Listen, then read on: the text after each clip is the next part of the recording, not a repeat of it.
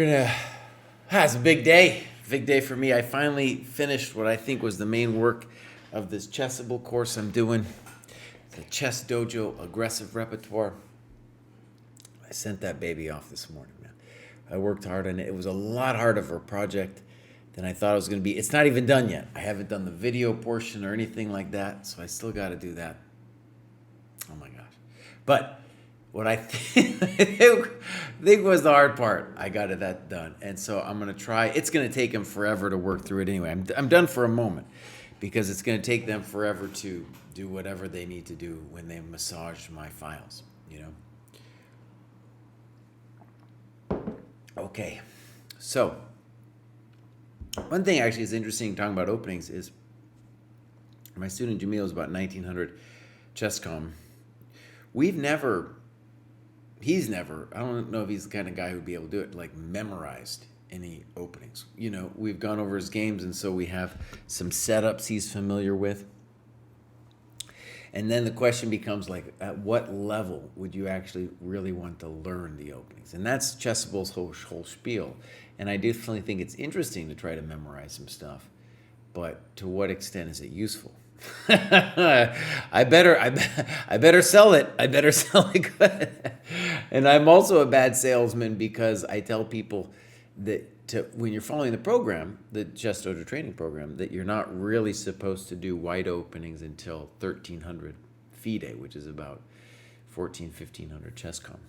So I know people don't listen to me when I say that. But anyways, let's talk about the show today. I'm going to try to do more of this, especially now that this Chessable thing is over for a while. 4 games. You see them here. Many of them inter-dojo games. How did I pick them? Very simple. DM Hoki puts the database together about once a month, and then I just look mostly for recent games. And I'm picking them most kind of at random, but they're recent, and I try to get different rating levels. That's it. And if I felt that I was getting, on a consistent basis, if I felt I was getting poor games in terms of poor annotations, I would be more selective.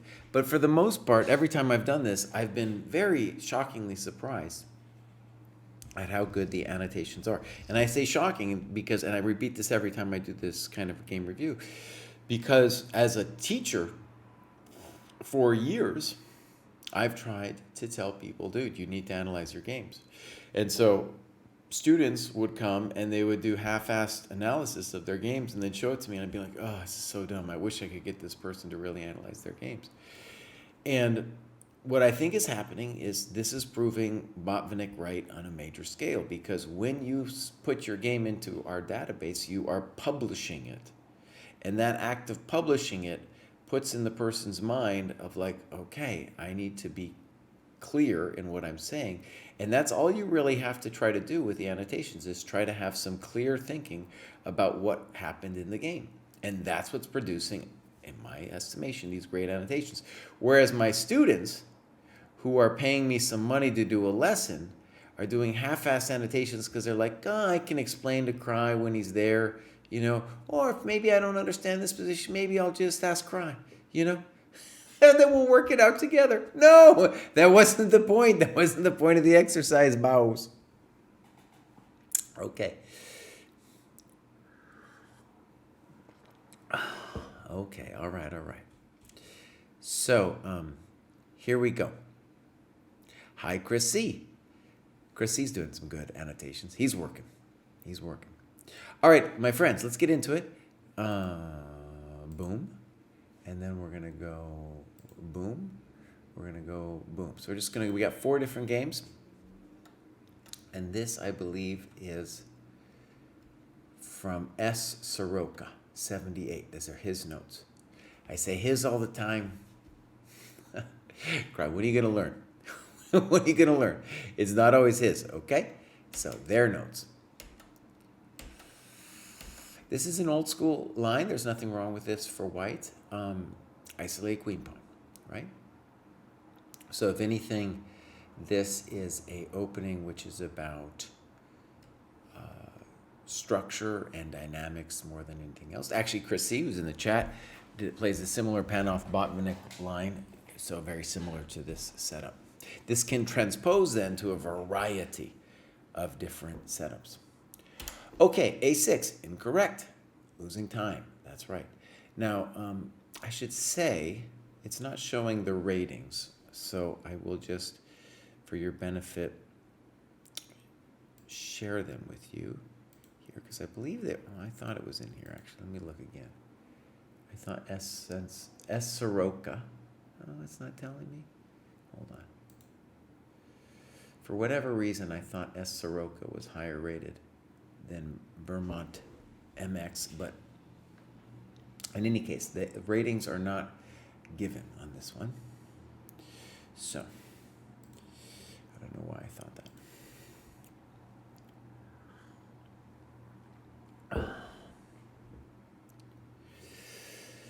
Okay, so this is fine. This is incorrect. As I've pointed out, the journey out of Plato's cave, out of below 1,000, is mostly about not dropping stuff.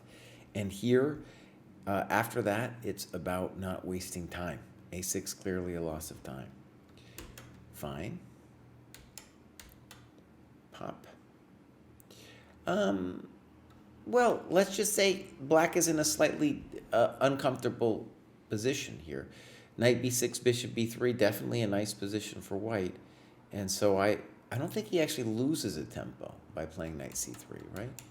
Because you've got recapture. And now we have to think a little bit here. Queen g4 is losing your mind, yeah. Okay.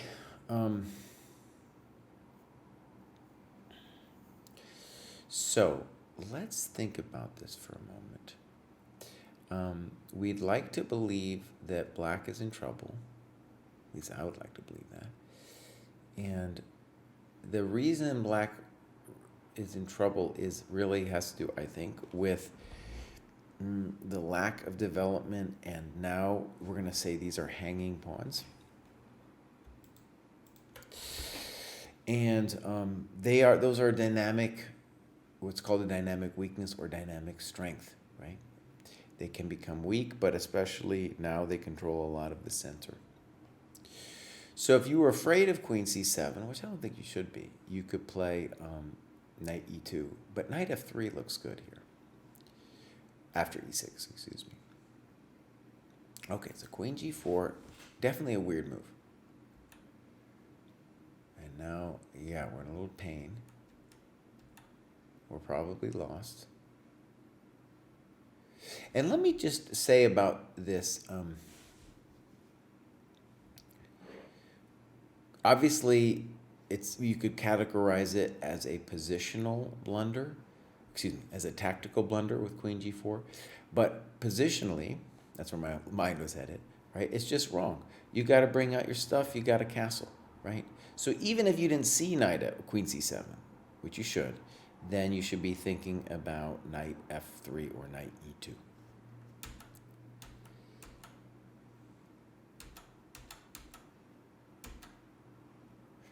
Arguably, you shouldn't take it, but it's all the way gone anyway. Okay, so here we go. Okay, hold on to your stuff. Okay. Okay. A little weird. I want him to castle, but there's nothing wrong. Good move. Black's playing good so far. Now knight d7 would be our default. Okay, knight e6 is a little weird. Now you can see white is obsessed. He's obsessed with putting his queen over there. Let's see if black castles. He does. Knight e2, fine. Now let's look at this variation here. Now it is not the case that black is only up a small advantage. Black is completely winning in this position because they are up a piece.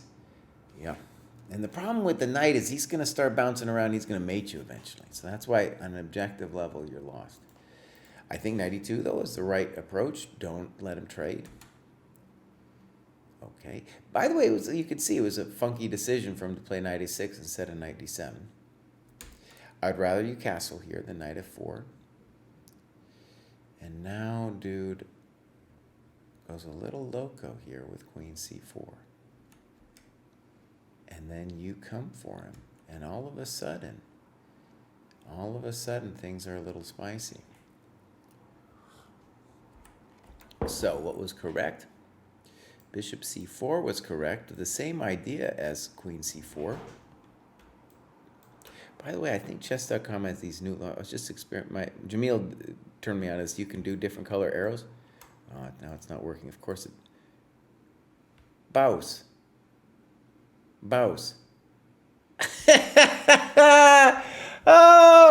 Oh, you guys.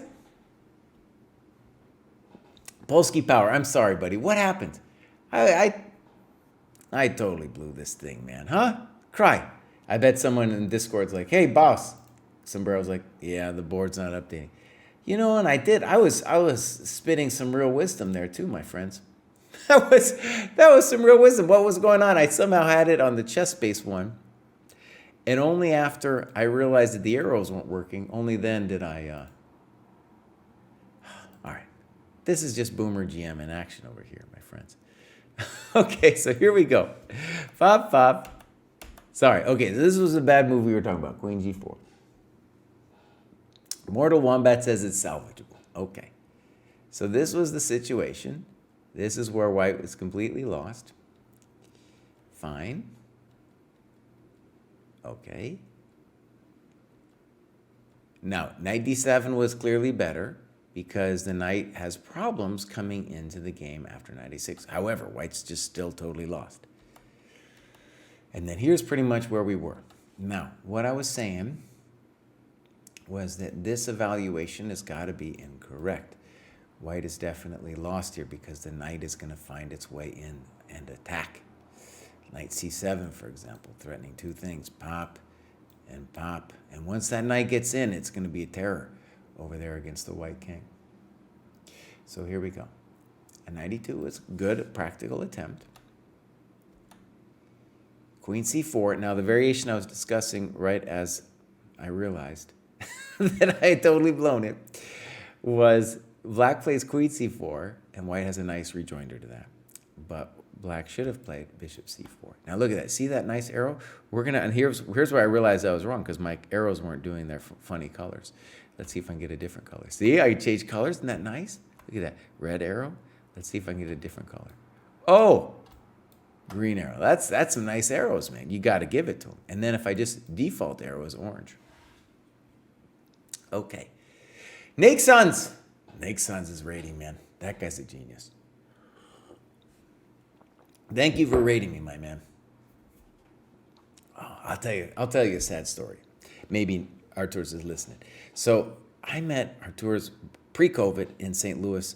I was doing some kind of commentary. Just yesterday, I think, I got an invitation finally to go back and do some commentary. And it was for like the girls junior and senior tournament, which I covered that in like 2019 or something. Like did some commentary there. But Baus, I had to write back. I was like, I'd love to, man. But I have to qualify for the U.S. Senior myself at precisamente the same time. Oh, no. Anyway, someday I'm going back. Kostya's living there, of course. Oh, if I didn't have kids, I'd just move there, boss. I just move there. It'd be great. You could live there. You live there so cheap. So cheap, man. So easy. Kostya's living the dream. I'm jealous. Now, he doesn't have... One of the things, too, about Kostya's own personal development is they don't have avocados. They got some, but they don't have avocados the way they do in the Bay Area or California. So he's going to have to man up a little bit. It's going to toughen him up a little bit, And they have temperatures there that drop below 50. So Kostya's going to turn into a man, dude. He's going to turn into a man.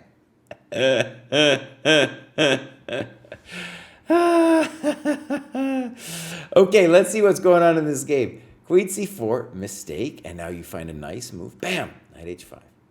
g6. Now the question is, do we need to force a draw here? There seems to be two ways. Instead of knight f6, we could also force the draw with queen f6, snip, and then check him to death. Back and forth, boom, boom, boom, back and forth. But it goes this way.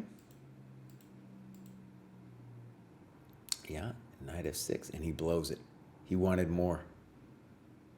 Wanted more. Now let's see about king g7, queen e5. Perhaps this is a computer idea. Is black toast?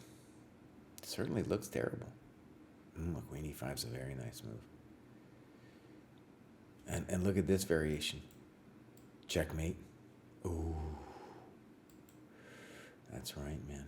That's right. It's funny, so black, completely winning position.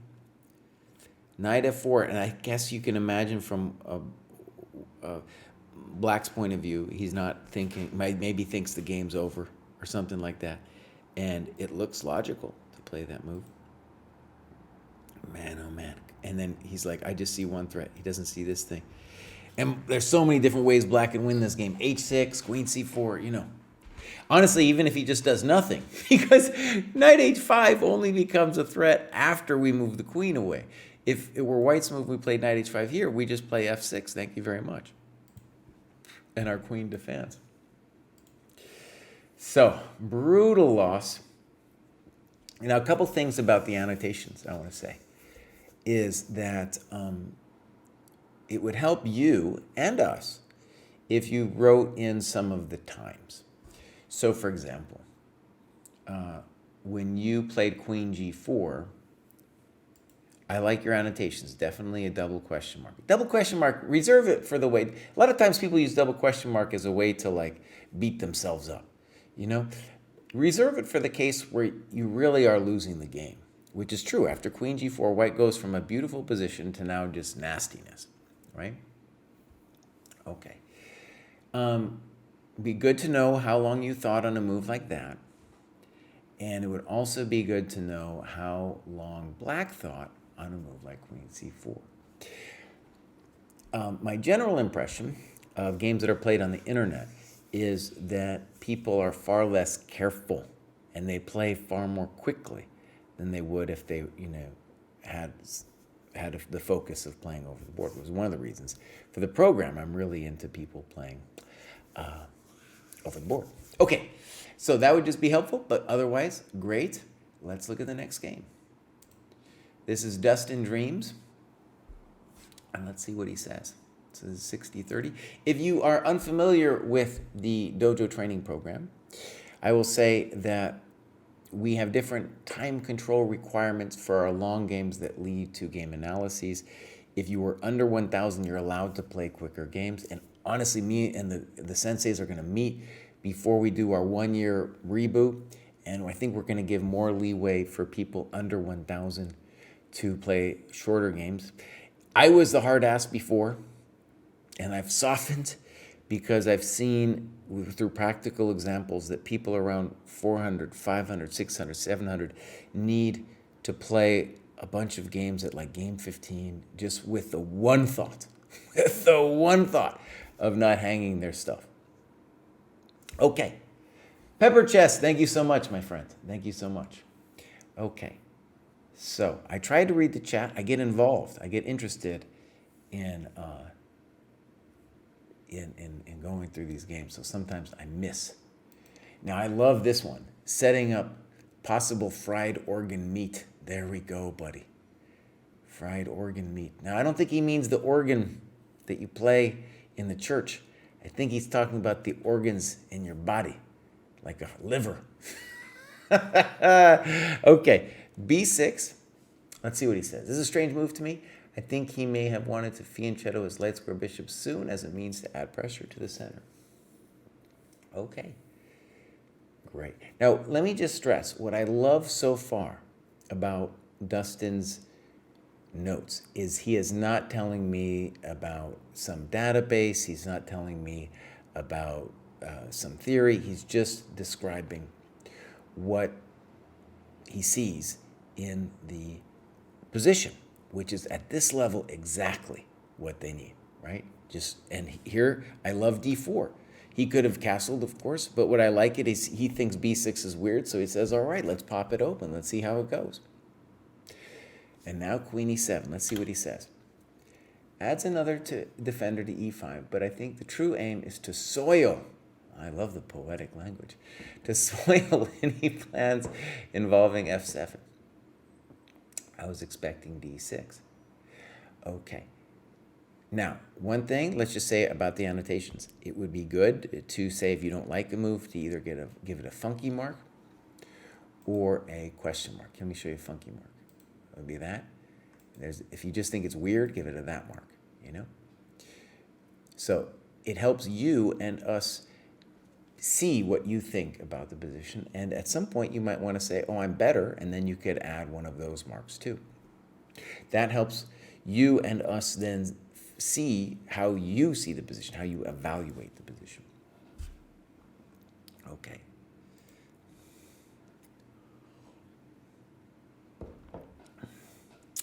Okay, so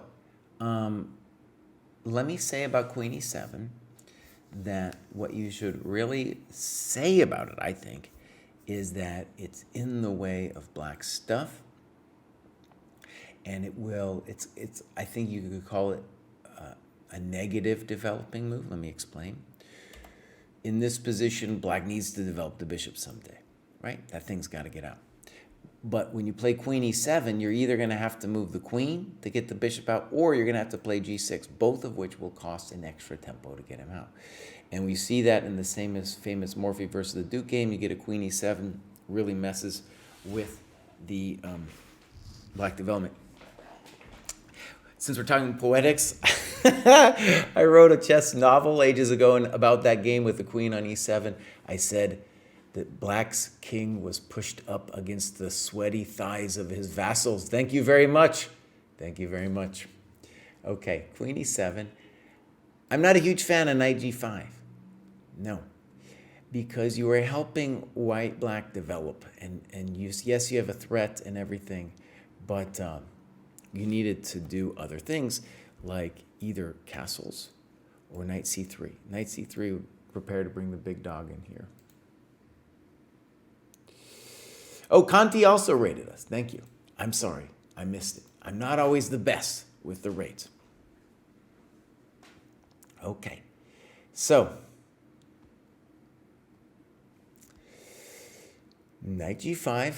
He loves the fried organ meat. Now, here's actually maybe an example of how openings at the U1000 level can hurt. Is that he's seen the knight takes f7 thing somewhere and now just is obsessed. It's totally obsessed with this thing. What should black play? Black needs to play knight h6. Okay, check the miserable king. They love to move their queen out early. In my favorite chess movie, sorry, beloved bookkeeper, Queen's Gambit does not rank with Searching for Bobby Fischer. In my favorite chess movie, we get the famous line, "Don't move the queen out early, Josh. Do it, Josh, do it." Was pleased with this move. Absolutely, good move. Knight h6, correct. c3, pushes him back. Okay. Knight df3. Okay, I kind of like it. Now, we do have an interesting question for you, which would be, what were you going to do after f6? Your position is still great, but it's sad that your knight would have to go all the way back home. Okay. All right, this is Richard. d5. All right, let's talk about this.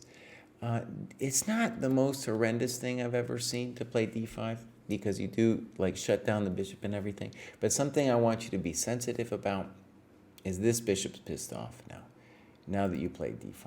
It's just really upset. But I'm not going to say it's a bad move because it's true. This knight has to go somewhere terrible. Now he finally plays f6. And here, watch what you do here. Okay, so you play b4. And something I want you to see is like this knight has a real problem fixing itself anyway. So when you play b4, you are trading this knight for this one, right? And I still like your position and everything, but it's going to get a little hot and complicated. Whereas if you just go back, he has to deal with b4. But okay, Kraai, stop your business. Okay, pop, good move. And now, yeah, see, now he might live. Let's just compare this for a second. Knight h3, and then you have to ask yourself, how is black going to fix his knight? And by knight, I mean this guy, because we are threatening to win it with b4. And so black has a variety of things to do here, but none of them are too happy. By the way, at whatever level you are on, this is a great spot for you to annotate and, do some variations. So notice that with Dustin here, he doesn't have any variations. And I think, with time, as he grows as a chess player, I'm assuming Dustin and Richard are dudes. I'm not 100% sure, but that's just my guess. As he grows as a chess player, we'll hope to see more variations. And that's honestly how you learn tactics, because when you're looking at something like this, obviously there's the tactical threat of b4, but also there's evaluative questions like, this queen is still nasty, this knight is still nasty, right? This knight is horrendous, this bishop's horrendous. So all those things come into play when you, for example, compare this position to this one, the one that we get in the game.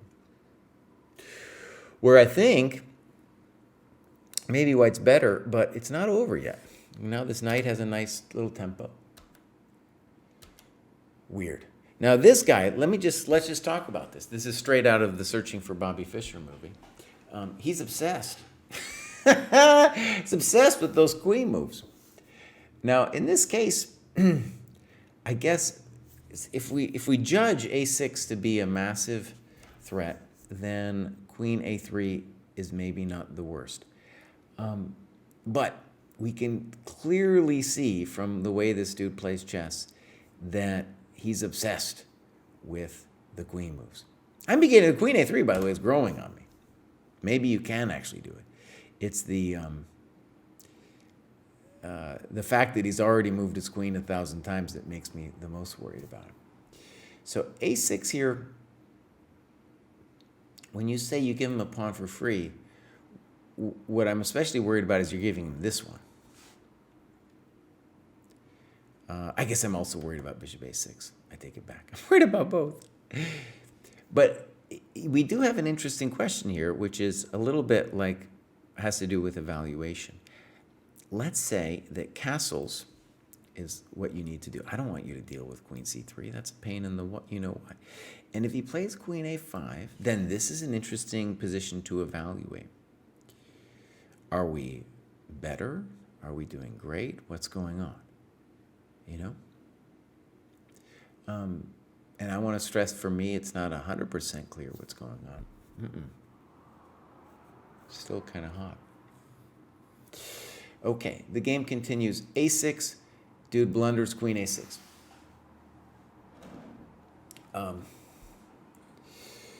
then it's over. Now, what do we say about the Plato's Cave? You're going to be blundering stuff.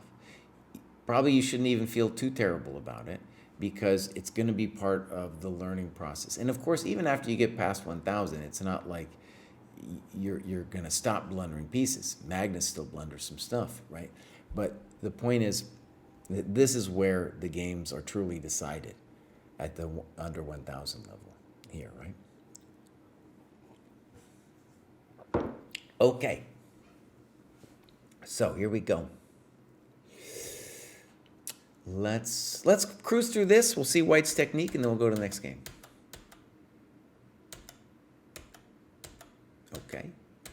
Okay, good move.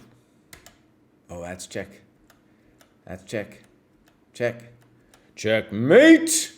Yeah, check to the miserable king. Someone's been doing their main twos, boss. Look at that. All right. That was good. So yeah, Dustin Dreams. We'll be watching Dustin Dreams to see if he can make it up to the old 1,000. All right, next game. I love their first statement. We're going to flip the board here. No particular opening from my side, just trying to play according to good opening principles. Hey, here we go. This is what I'm talking about. Oh, by the way, everybody, beloved bookkeeper gets to play in a cool tournament this weekend. Baltimore Open. I've played the last couple years. This year, I cannot But she's been doing great, so that'll be something for us to watch over there too. Maybe we'll have a couple other dojo people playing. Nice, well-run tournament. Here we go. Pop, pop, pop, pop. Fine. Now, let me just say that there is a trick here that maybe knight e5 is a good position for white, but we're not going to talk about that because you are making good opening moves. But then you did this. Oh no! Oh no, I'm dying. Okay, so here, let's talk about this. One of the basic ways to improve is to have either yourself or somebody slap you every time you play a move, moves the tempo like h6. Now, notice, I get it. I understand where the fear is coming from. We all understand the fear that h6 is driven by. But you have to ask yourself, is h6 really a threat? Let's say we played, first of all, let's first ask, what would be the two moves that come to mind in terms of our development? Well, it'd be either d6 or knight f6.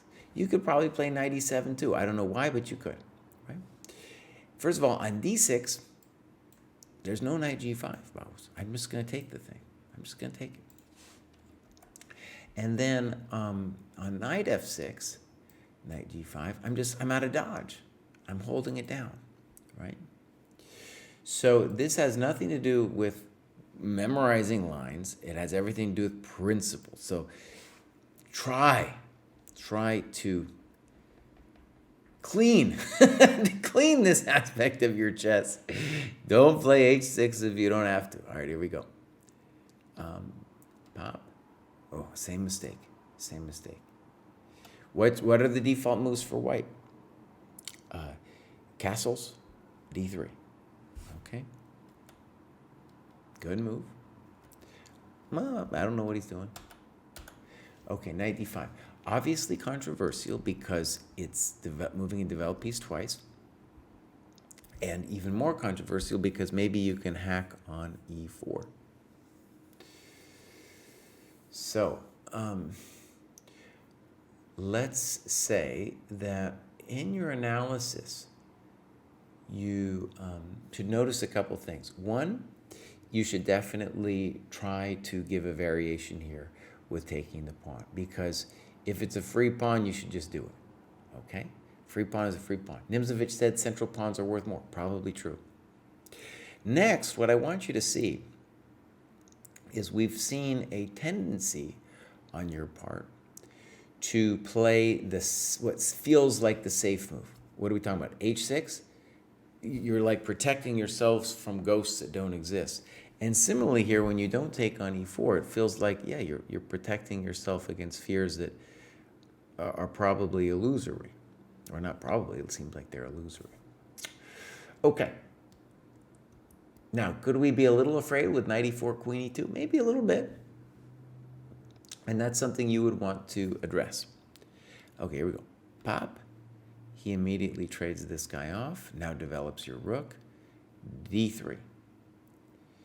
Okay.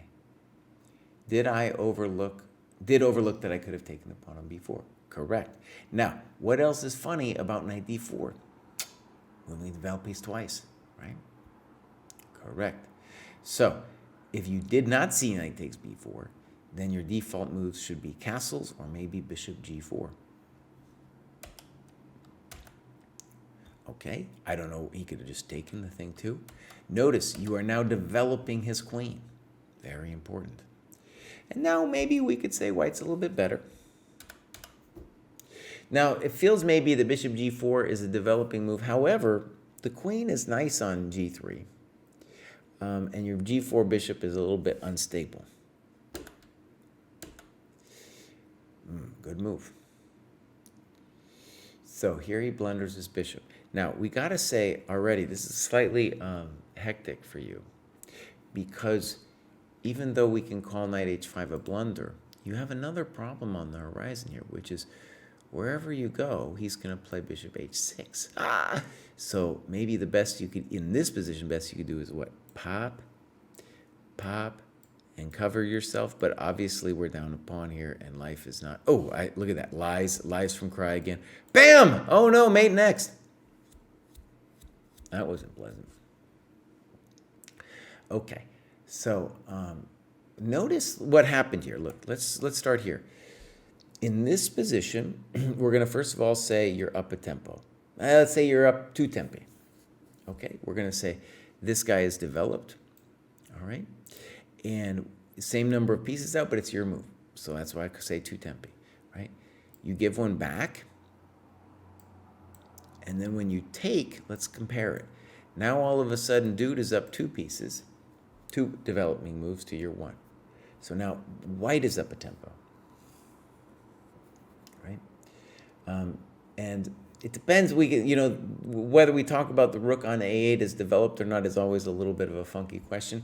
But for sure, in this position, we got to say, hey, yeah, of course it's developed because, boom, you had that. Why? Because your rook's developed, because white opened him with knight takes b6. What is the common problem we see at this level? Not only dropping pieces, but giving away time, such as here. So let's count your sins of time. h6, sin of time. a3, sin of time. Knight d5, sin of time. Knight takes b6, sin of time, right? Knight d4, sin of time. Okay. And now bishop g4, I guess, has to be a mistake because all of a sudden it's very unpleasant. Like, how are we supposed to deal with the g7 problem? Something nasty like that? Ooh, I don't know.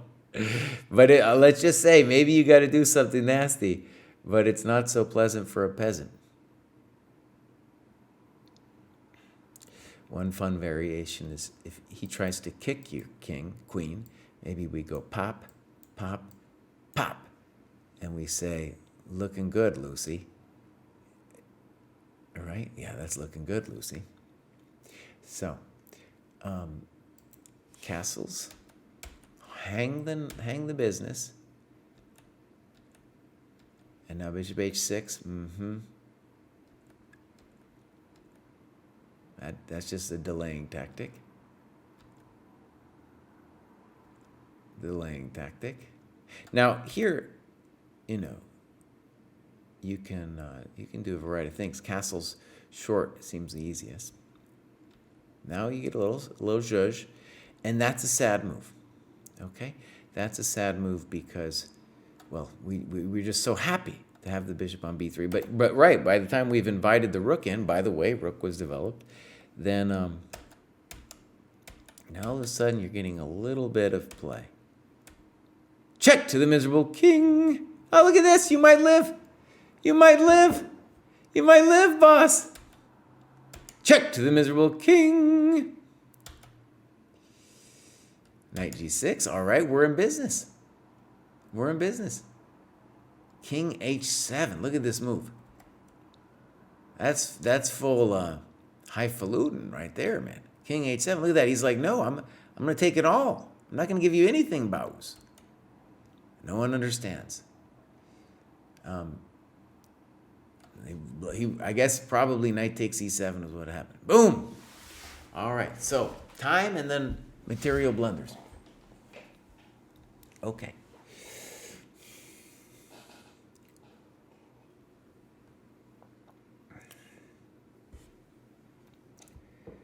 So here we go. We have at least one more game. This is Tim Taylor. This is an interesting story. So you might know that I'm an ancient dude. You might know I'm an ancient dude. And Tim Taylor is an IM, Southern California IM, who's been around forever, from the olden times, from the olden times. And at some point was, kind of a talented dude. And here he is playing some local club event. And I think maybe definitely some health issues dude has had. I haven't seen the guy, honestly, since like 2003 I played him, I guess. Something like that. That dates me. 2003 I played the dude. Beloved bookkeeper I don't even know if she was born at 2003. You know what I'm saying? Anyways, I go back a little ways. And this dude has been around. Anyways, Chris Bunch, who's in the dojo, Doesn't even know who the dude is. All right, but here he is. He's playing somebody with who's got some skills, but maybe is on the decline.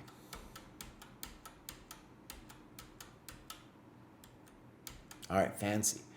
Covered this. As I said before, I just finished my Chessable course here, and so hopefully we'll have that out soon. This is a variation, of course, where black is going to sacrifice some time for the abstract benefit of trading off the light square bishops. And there's a nice variation I give with bishop d3.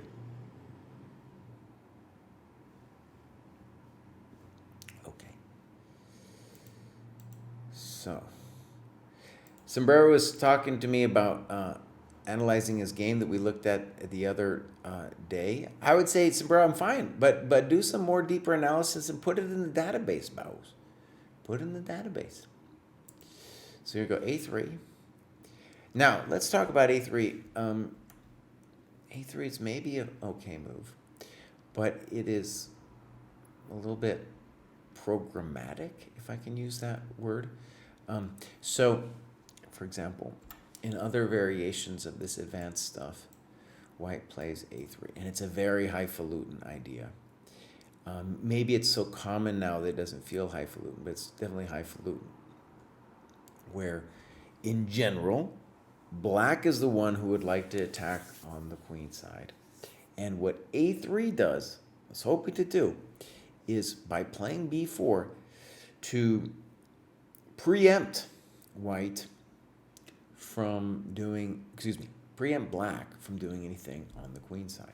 So, for example, if I achieve b4 and then a5 happens and push past and yada yada, whole drama. Whereas here a3 seems like it allows this move. This move in a, well, yeah, it seems like he's solving all his problems. So here we go. b4, pop, check the miserable king, check the miserable king, and now he says that black is equal. Personally, I would like to be black here. Maybe it's technically equal, but I'd rather be black. The c4 square is juicy. They've got to figure out something. Okay. Let's read what Chris writes here. I'm in prep all the way up to this point. Wow. And my brain was saying that knight d7 was the next prep move. Okay, we might have a prep problem here. But because knight c6 happens so often in these lines, and I stopped and thought about the position, I had trouble seeing what to do next if the knight was on d7. It turns out the knight is headed to c4. Let's see if we can get a better color there. Just a really oh, isn't that nice? Oh, wait, don't give me back my blue. Okay, but I could see a plan for the knight on c6. Put pressure on d4. This turns out to be bad because the d4 pawn is very easy for white to pile up defenders on. So this is just learning more about important opening to middle game transitions. I noticed the outpost later in the game, but I needed too much time to reroute the knight over there. Okay. Now these are all great notes, but one thing I want to stress is your position is still pretty good after knight c6. So I think what's happening too is knight c6, in a lot of ways, you just think about it, can't be wrong. But the thing that you should definitely be strategically aware of is, yes, the c4 square is where it's at. And one curious issue with knight c6 is it will be a little harder for you to achieve a rook on the c file, i.e. you're going to have to move the knight. Now, one curious thing about this whole setup for white, and this happens in the other main lines of the advanced French, is that pawn on b4 can really constrain us on the queen side. And I was a grown-ass man. Oh, Kraai, don't talk that way. I was a grown man before I realized that the French structure is a mirror image of the king's Indian structure. So let me show you something briefly. This is really like taking a little too far, Kraai. But let me just show something.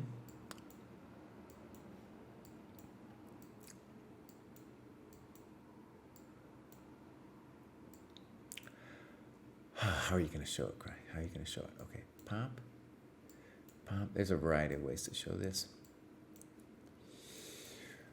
There's a number of white systems that play for this h3, g4 thing. And similarly, here, black is the one who owns the king side. That's their side of the board. And so it's odd, it's anti-intuitive that h3, g4 would be an effective way. But like with the mirror image with the French, what white is doing here is actually trying to preempt any action by black on the king side. So when we think about like this position, whether you play knight d7 or knight c6, if white's going to hold on in this game, he has to play for space still, even though he lost a key piece, and exchanging that piece off greatly helped you. When they play for space like this, they're going to need some kind of zhuzh against your minor pieces. Now, again, I'm just going to go ahead and say, I think your position's fine after knight c6. Let's see if Tim Taylor proves me wrong. Knight c3, queen b6. Okay, so a basic question for me would be, can you wiggle and jiggle? Right? Can you wiggle and jiggle? Definitely, this should be a variation that you should consider. I understand why you might feel hesitant. I get it. Let's look at bishop b2 for a second. And let's just imagine for half a second, well, like, how is he going to hurt us? I'm not sure, actually, how he hurts us. You know, let's say I go knight h6. Anytime he plays queen e2, I want to just trade. You know, that's my business. I want to play knight f5. And so, in any case, we could analyze this at length, but this would be a question mark for me in the analysis, is like, could you have done this? For example, rook c1, knight f5. I don't know, maybe you can. Maybe you can. It's interesting. You could also maybe even just play bishop e7. I don't know. If he doesn't have anything, he doesn't have anything, right? And your queen's a genius over there on c4. Now, let's say what makes me mildly nervous about queen b6 is now dude has a plan of playing knight a4 to c5, right? And you can see how this knight is dominated now, right? Okay, so castles, knight e7. Now here's an interesting prejudice that you're getting into here. I'm sure knight e7 is fine, but I think the prejudice you're dealing with here is you're worried he's going to take it. Dude doesn't want to take your knight. That's your problem piece, spouse. That's your problem piece. So, yeah, here you have more flexibility. You can decide when to play knight f5, and your next move is probably going to be bishop e7. Okay, bishop b2, knight f5, and now he does it to you. Yeah. We got to say that whether you capture, if you even had done it a move before, well, I think it's nice here. Not so much you lost the tempo, but to take it back with the rook. And here we have an interesting question, namely, are you worse? The reason to say maybe you're not so bad here is that you do have the fact that you achieved the trade of the light square bishops is such a massive thing that, like, even if you did lose a pawn or something, maybe it wouldn't be such a bad position. Okay, so let's talk about it. So when you play queen b6, what's the problem? The problem is that this thing is going to whack you. Okay. So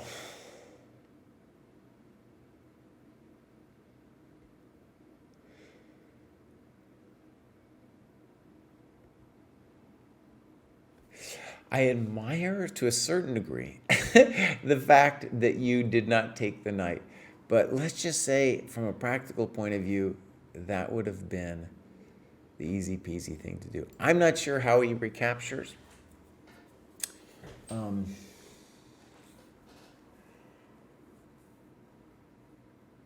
You think he's going to recapture with the deep pawn? It's certainly a thought. But I don't know. It's not so easy. Imagine even in this position. I don't know if we need to play a6, but see, the second he plays b5, we sink our teeth into that square. And once we get our teeth into that square, we got full compensation. So first of all, I'm not sure which way he would recapture. I have a lot of sympathy for rook c5, for example. But here, I think you have a playable position. Now, do you have anything better? That's the other question.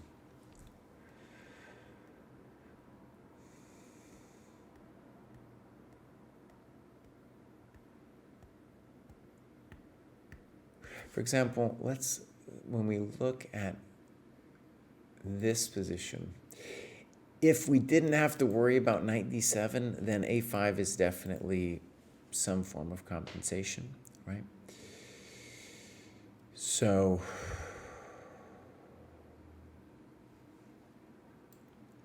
this would be the interesting move to look at, I think.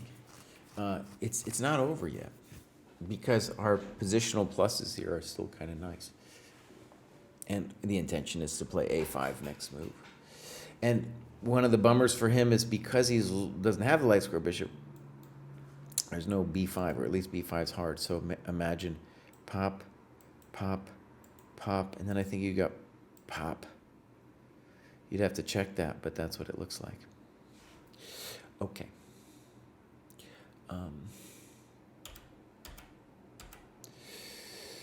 Interesting position, yeah.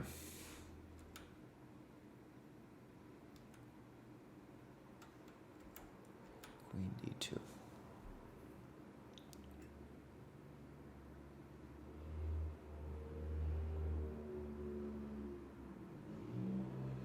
So notice that what happens here is that I think, at least if I'm reading your notes correctly, that it's only now that you realized about knight d7. Right? Let me just say, I'm kind of puzzling a little bit over queen d2 here. Queen d2 does not feel like the natural move to me.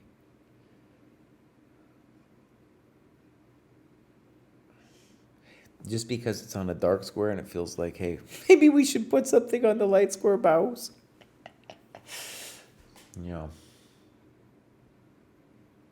Okay, and there's another tactical problem with queen d2 that I have. So we're going to come back and think about what maybe white should have done. But after queen d2, didn't he give you the opportunity to play a5? See, the problem is here, you're getting a counterplay. If ba, of course, we're going to play knight a5, and then if we get knight c4, then we're just happy campers.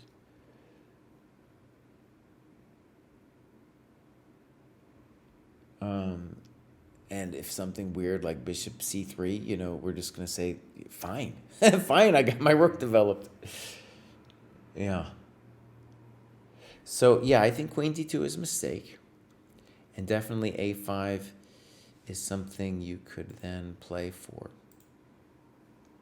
So white has to have a very accurate move right now.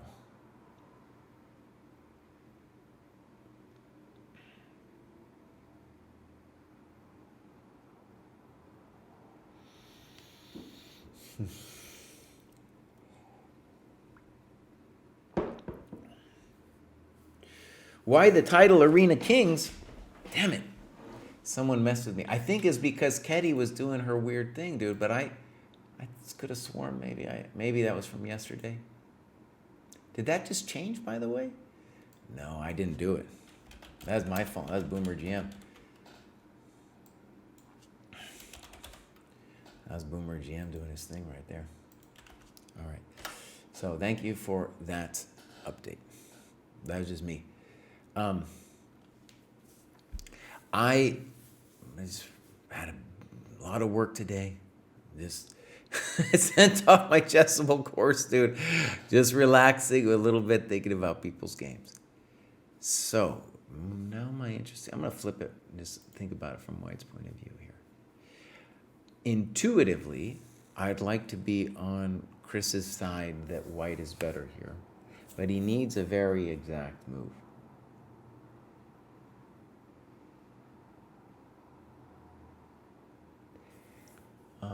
How about,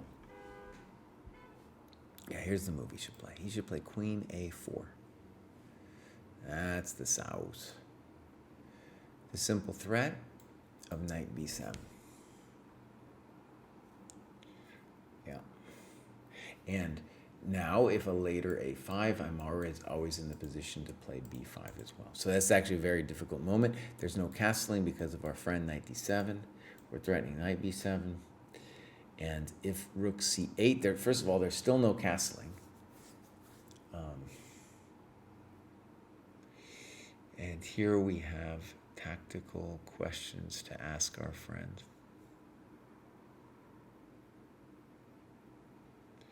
For example, we don't have to do this, but this might work for us.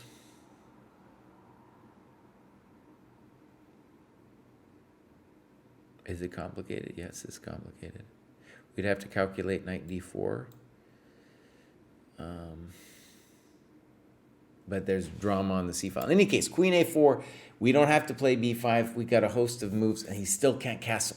So White should be able to find something in this position, even if it's the nasty Knight B3, which intends B4. No, you don't play Knight B3, Kraai. Have some self-respect. Good God.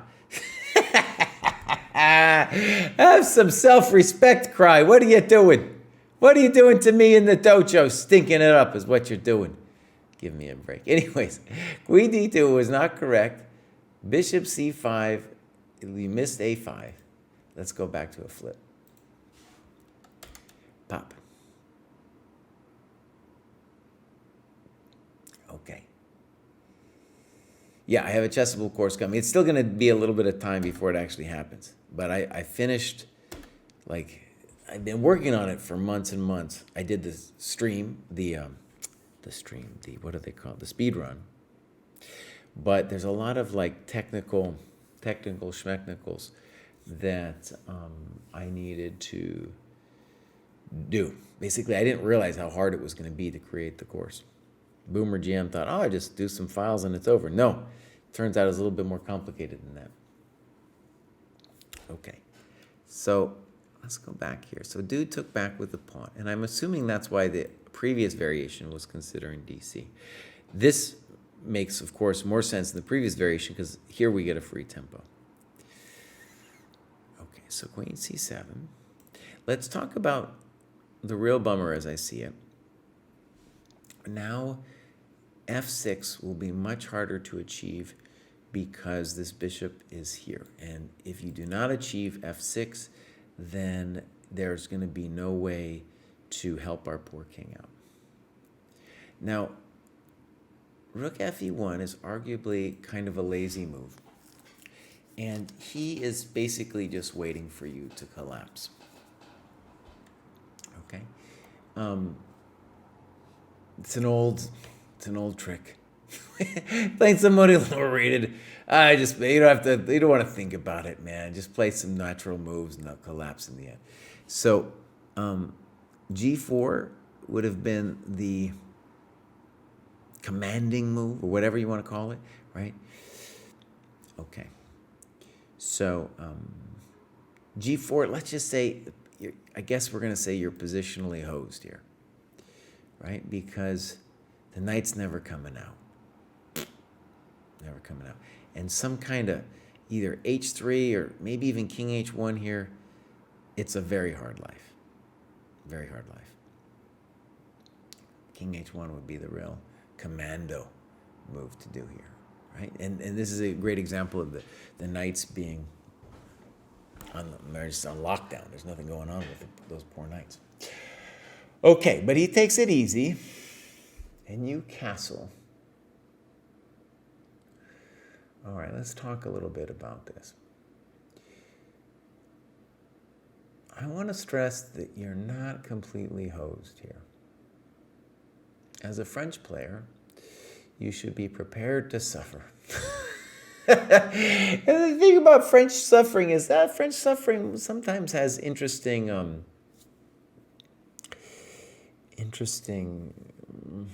pluses. You know, you get to play too. So the castles, okay, probably, but I want to stress that. Imagine you played the dreaded h5 move, and then you ask yourself, how is white actually going to crack me? That's not so easy, right? It's not so easy. There's only one piece that can mess with your f5 knight, and that's his knight on f3. Your c6 knight can cruise over to f5 too, and it's very hard to see him ever cracking you without cracking f5. In addition, he'd like to play b5, but then knight a5 is always going to be a thing.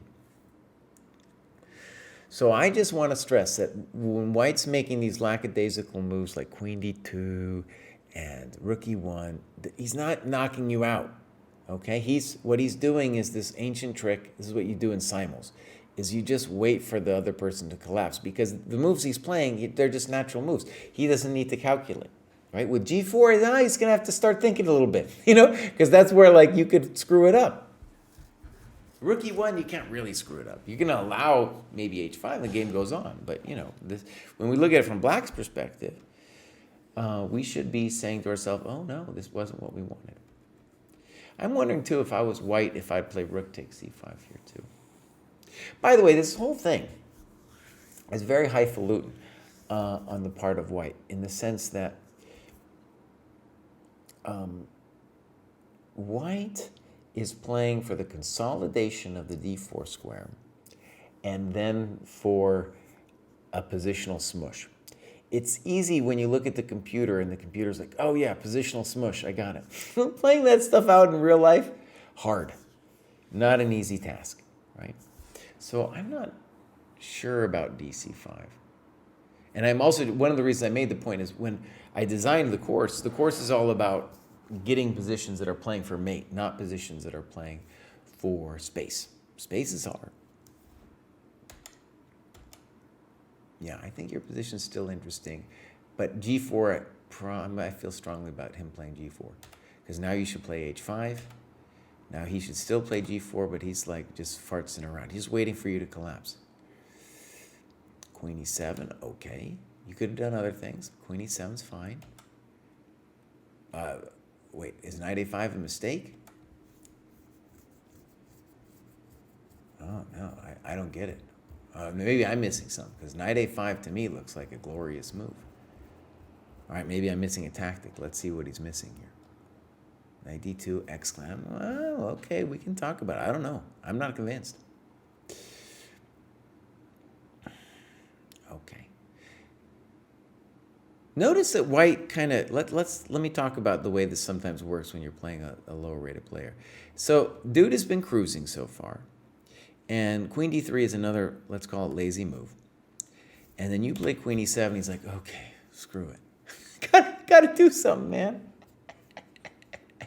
I gotta do something. Okay.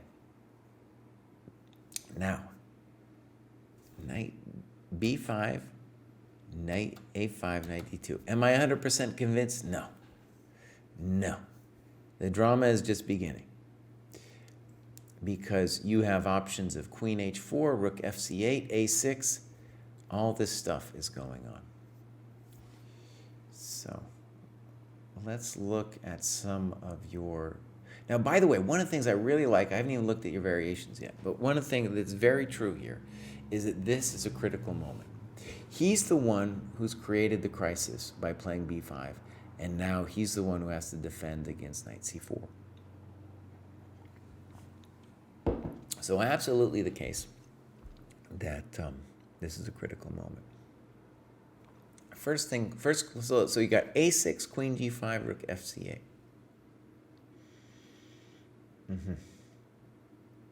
Okay, let's first look at a6. And bishop c3 definitely isn't it. because you just play A-B and your knight's held, and that's your black's better. Black's better. I shattered the structure. My knight can go back to C6. Adios, muchacho. So on A6, there's only one move, I think, the dude can play, and that's A4. But then we're going to ask another question. I don't know if this works, but this is just the first question we got to ask. Can you play queen A4? Talking to the A4 pawn. Now, we're going to ask a different question after. If queen H4 doesn't work, we're going to ask a different question. But first, we're going to ask that one. And so, if knight F3, I'm just going to take it, Baus, because then I can take here, and then if he trades queens, my knight is protected. So imagine bishop C3. Okay.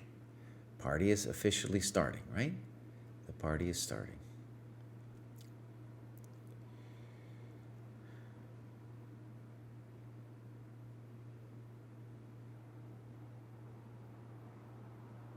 This would definitely be a thing to analyze. Now, knight C4, I think, is our default move, after which the position is very hard for me to judge. And then also we can talk about AB. Very rich. Very hard to judge. One thing I'm seeing, or feeling as it were, is that you were terrified of bishop C3. But bear in mind, queenside's your side of the board, Baus. You know? Well, we want to light them up on those light squares. Let's go. So A6, definitely my default move. Bishop C3 ain't it. AB's threatened. A4, so then queen H4 is our default move. And it looks good, man. You might be able to also play rook FC8. That's the other question.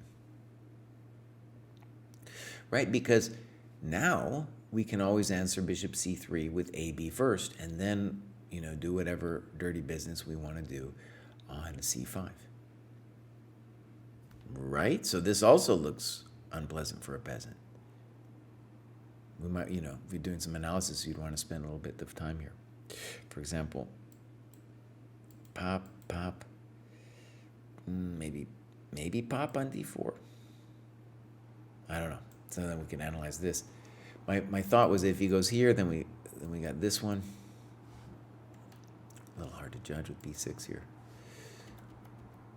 And then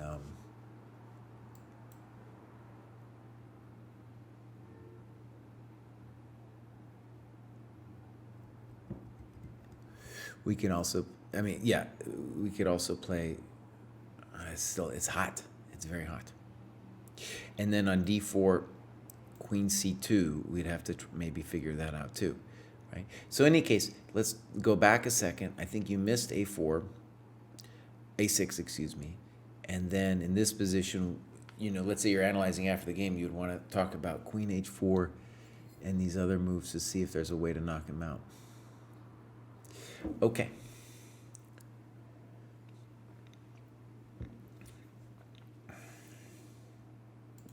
B6, that is a chess crime. Yeah. And notice that what it feels to me like B6 is about is you are so consumed with the fear of losing your knight that you do this to yourself and then, ooh. I don't know if it gets an exclam. I don't know if it gets an exclam. It's just a move to play.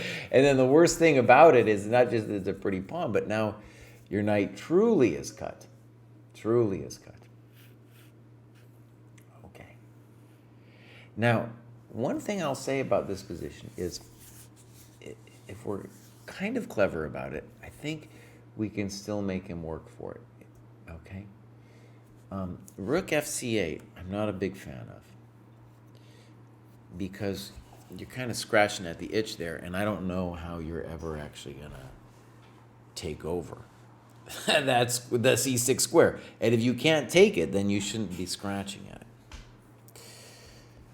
But it's a fair question. Well, Baus, Well, Mouse, what did you want me to do? So let me put it from White's perspective first. If I'm White, do I really want to play bishop c3 takes a5? Nah, not really. You know, not really. Your knight's a chump. I want to leave him there. Do I want to play c7? Well, only if I'm going to be winning the game do I want to play c7. So then you ask yourself, well, what is White going to do? Maybe not so easy, right? Is he better? He's got to be. He's got to be. But is it crispy critters? There we're not so sure. Not so sure if it's crispy critters. Yeah. So, for example, let's say we play queen h4. We're just trying to give him the squirm of the worm with maybe queen a4 next. And by stopping a4, maybe we'll someday play a6. We're just trying to be active, you know. And then the interesting question then is, well, like, what does he do? If he ever moves a knight and we get to play knight c4, well, we are rehabilitated, my friends. We have been rehabilitated. And if he plays bishop c3, then we have two choices, queen a4 and our friend knight c4. Well, game's not completely over yet. So, by the way, this is the scratching of the itch. I see this all the time, and for decades I've seen this in students' games. They're like, I got to win the pawn, but no, boss. No, that pawn's not going anywhere.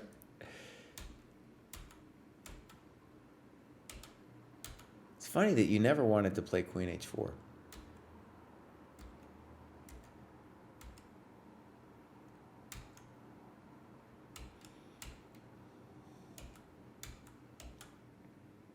Notice what you did there. You were so terrified.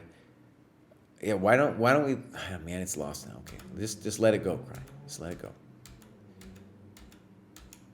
Yeah.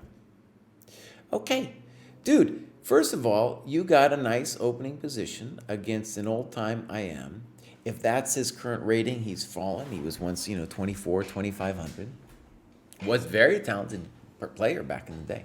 I mean, I don't know exactly how old he is, but he was like Fisher generation, that variation, well, not a boomer, but like that generation that came up with Sarah Wan and all those other guys, Okay, cool. My friends, I'm going to end it there. I'm going to try to do this more often, though. And I'll tell you what, Sombrero's talking at me. Let's do something else. He wants me to look at a specific game. I'm going to just, I never know what name he's on.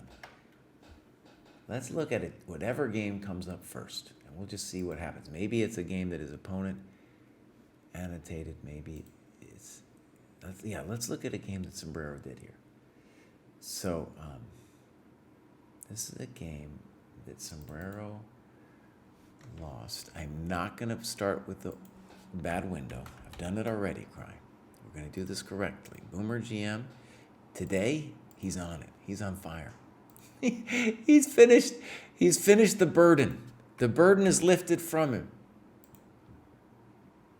All right. This is Sombrero here. Sombrero's black. Let's flip it around. Okay.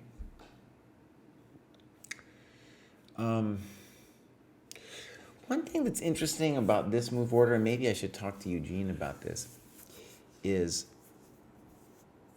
the variation I don't understand here is top, queen takes, knight f6, knight c3, knight c6, because e5's the threat, queen a4, and it looks really unpleasant for black.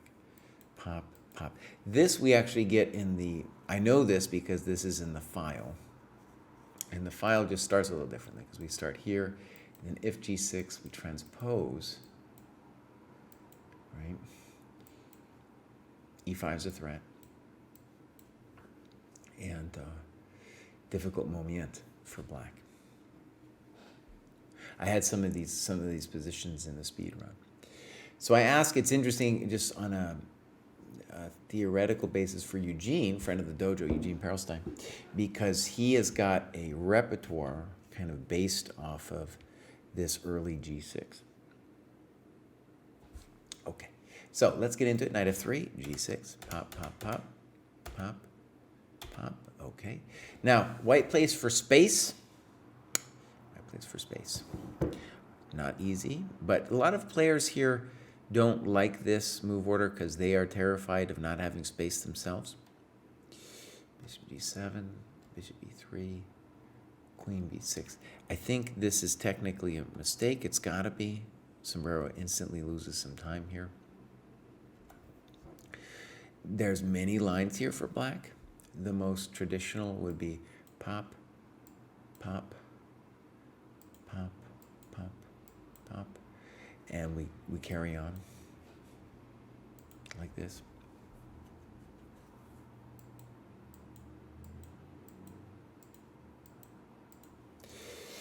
Yep. Why? I actually remember when I was a kid, it was very hard for me to understand bishop e3.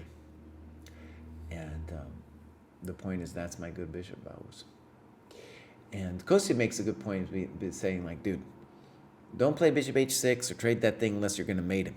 That's my new rule of thumb. Here we're not going to mate him. And I bring it up, I was just thinking about this because Eugene has played some amazing games where to stress the value of the importance of taking away this beast, he has played, I kid you not, this following maneuver. Like queen out, rook over, h5, king here, queen back bows, queen f8, and then bishop h6. I kid you not. Dude has played that in multiple games, and it's like, oh man, that is some deep souse. It's some serious souse. That is some souse for the bows. And the point is then usually in these games, these 22, 2300s, chump people, don't call him a chump cry. They play knight d5, he snips them. That trade happens, and then he's left with a knight against bishop ending that he just terrorizes him on. Oh my God, that's souse right there. Okay, let's get into it. But this is just losing time. We're just going back. Okay, let's say f3 is weird because dude should play knight c3.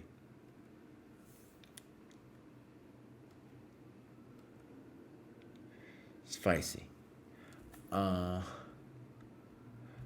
don't really get it. Maybe it's not terrible. You should really see is that when you play a5, you weaken this square.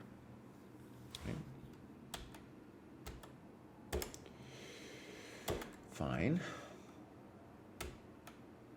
Fine. I don't think you're threatening anything, bows.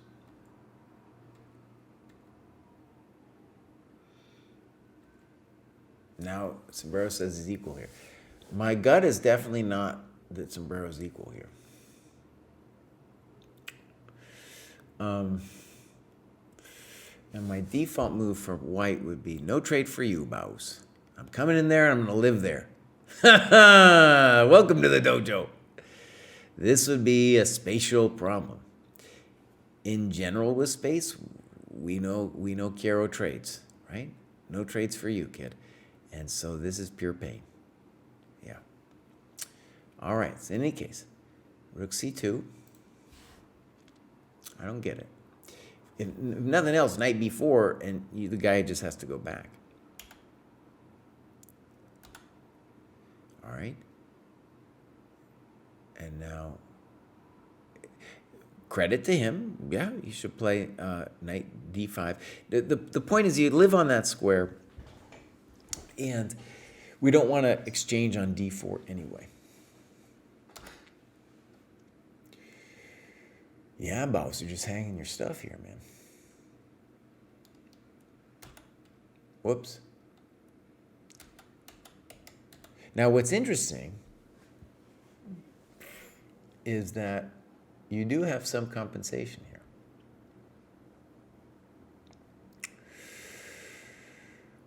Yeah, you did. Like, actually, I hadn't seen the game, but it was interesting that we did that variation where Eugene spent 1,000 tempies to trade off the dark square bishops. Because here, you definitely have compensation. And the bishop on e2 is potentially poor. And white let's say the obvious, white must find some way to open lines for their rooks. I have some ideas for him. And black, in turn, needs to find some kind of plan of counterplay, right? One issue for black is that the bishop on d7 is running up against the wall of white pawns. Okay, Sombrero intuitively head towards the king side. Does he have juice over there? That's a good question.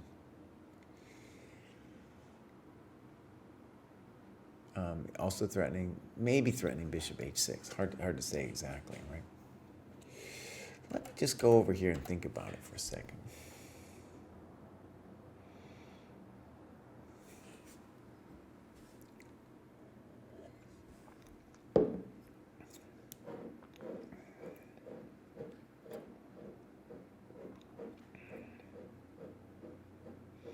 I guess we're toast.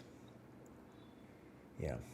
For one, the easy move for white to make here would have just been knight d5. Because if we take, we're helping him open the lines, you know? And I assume when dude plays rook fc1, it's like he wants to take back this way, but even the other way is fine too, you know? Like snippo snappo, and queen's shut out, and then we start playing simple things like that, you know? So, okay.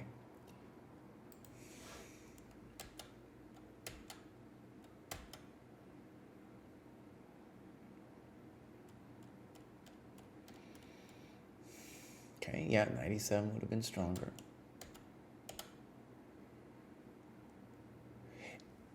Now, I assume you're toast here, but what's interesting about this is at least now this bishop has a target.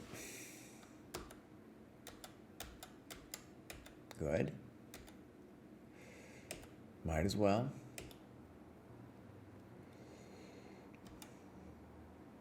Is that a fancy move? That looks pretty fancy. Now here, what Sombrero is doing poorly is he's looking at the engine to find his tactics. Because let's pause for a second. What would have been the human move here for white is to play bishop g2. Why didn't he do it? Presumably he's worried about some kind of bishop b4, but that's just trading off the piece, and then white's got all the juice, and the bishop on g7's out. So queen d3 is already a suspicious looking move. Okay. And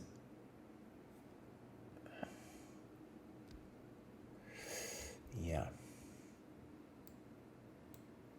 Let's look at what the engine says. So one of the things I stress about looking at games is the tactics are there in your games, and the real important thing, whatever you want to call it, is to try to find it on your own, because you had an emotional moment here. By emotion, I just mean you were thinking, and there's emotions going on when you're thinking, and you need to try to figure it out, to see it, to try to see the tactics. Because right here, queen d3, let's say I just glance at the position. I have no idea. It'd take me a while, anybody, to figure out if there's tactics, but it feels sus, right? And that feeling should suggest to us, oh, in the game, it's time for us to think. And then two, when we analyze the game, it should be like, all right, let's really dig in and see if we find some stuff. All right, engine finds this. Bam. Bam. Bam. Now let's just say that's highfalutin. That's highfalutin, man. So let's see if we understand the engine, because let's just say this is intuitively not the easiest thing here.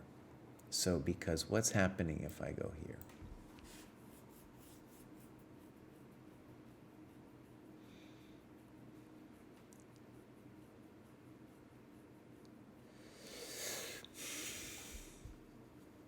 I'm not sure I get it.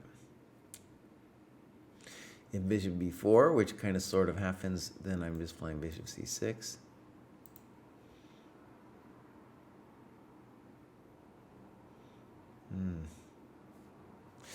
a second. Fe4, bishop e4.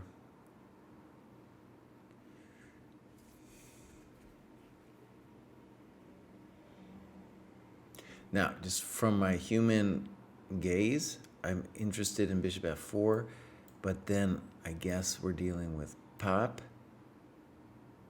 I can play pawn takes bishop, but the problem is if I take this one, then I'm dealing with this one, right?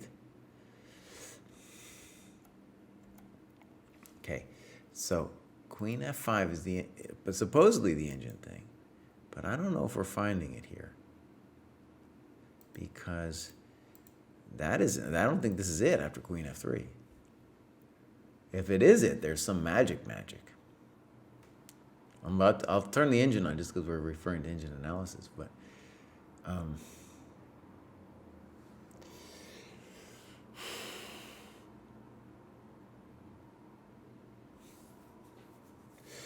Sombrero assumes rook e4, but then what do we got next?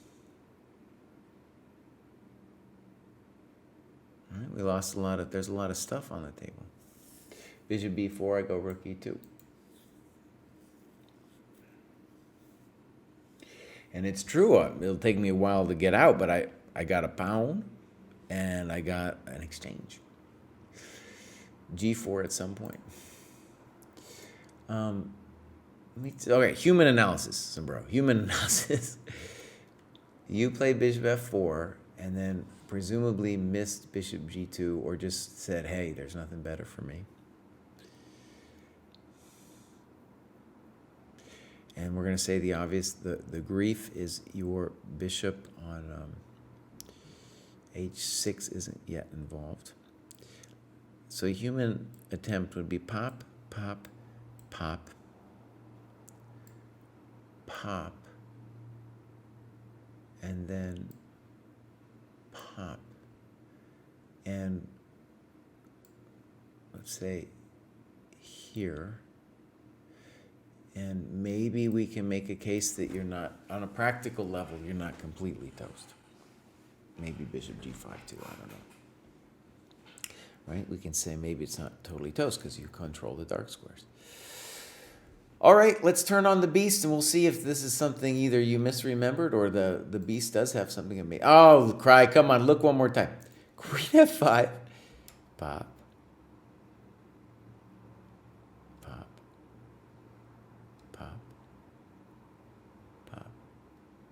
And then I can kind of understand that maybe on king g1 we have some bishop b4 tricks.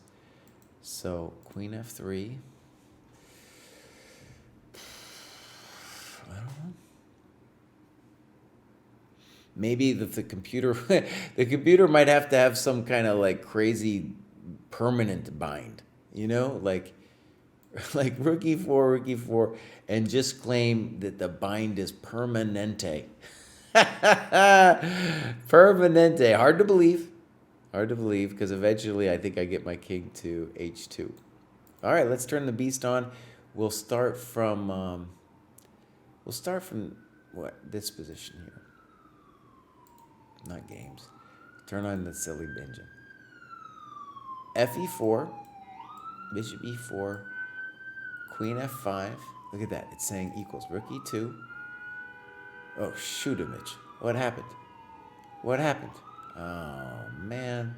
It's the cleaning lady's fault. Wait, go back. fe4. Bishop e4. Queen f5. All right, rook e2.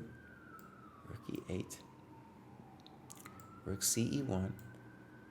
Bishop f8. Now, there's something dramatically wrong with queen f3. Rook e4. Rook e4. Oh, and queen h3. Holy moly. And black's winning bows. Winning. Oh, Kraai. Come on, buddy. That's cold. That's cold, man. Winning. Not just better. Winning. Adios, muchacho. Wow, dude. Queen h3 means I can't get out of the box, and f5 is coming, and that's it. There's no getting out of the box because I always have bishop c5 checked with the miserable king. Evil. And not only that, but like, yeah, no, that's just pure evil. That's it.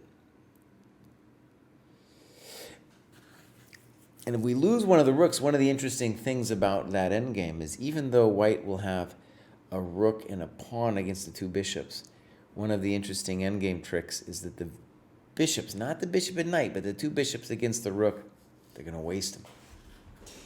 Okay, that was great, man. Bonsai, thank you for being here. Yeah. So I'm going to try to do more of these streams, game review streams. And if you don't know what I'm talking about, we have a training program, ChessDojo training program. Check it out. Watch. Anytime you're watching the stream, this is how you do it. You go XClam and you go training. Boom. There it is. We're working hard on this thing. It's almost a year. We actually have a couple months, but it feels like less than a couple months because we have a lot to do for our reboot. And 3 pillars, right? 3 pillars of the training program. One of them you're seeing right here, game review. Next pillar is that there's some kind of structure to which you are accountable to. And the beauty of that one is I feel, this training program thing that we've got going on is so viable, I feel, in other areas of growth. To such an extent, and it's so much cheaper than other areas of growth are, that it seems like we could take the world over. Obviously, it's not going to be us, but I mean the model, right? What do I mean? It's so expensive to go to a college. But anything that has a metric, like here we have a chess rating system, anything that has some kind of measurable level of skill, you could apply, I think, this kind of thing, right? You have a structure of things to do, levels at which you have certain tasks to complete, right? Different tasks for different levels, obviously. And also then this plus minus equal, right? Where we have people who are higher rated helping out people who are lower rated. And it's not just for the benefit of the lower rated people. It's to the benefit of the higher rated people to try to explain in clear words what they see happening at the lower level. Like the computer just explained to me that white's getting ripped up here with these bishops. Yeah, amazing. Okay, so there it is. I'll try to be back, try to do more of this in the coming days. Yeah, let's raid somebody, my friends. I wonder if I cheapened the stream by doing my speed run. I was talking so much smack. Oh, dude, it was like crack, dude. It was like crack. All right, so who are we gonna raid? I like to raid people. I have no idea who they are. We're gonna raid somebody named Pruess Chess. She's got 13 followers. Give her some love, dude. Okay. Boom. And warm wishes to people like beloved bookkeeper who is playing in one of her first tournaments this weekend. Oh, man. Oh, she's going to get a real rating. It's going to be a real thing. And I'm going to try to be back. Oh, tomorrow, dude. I think. I have to confirm it, but I think I have Yermo criticizing me. Someone said Stockfish was my sensei. At the moment, I have Yermo as my sensei. He's going to rip me up for this terrible game I played. Here we go. Say hello to Pruess Chess.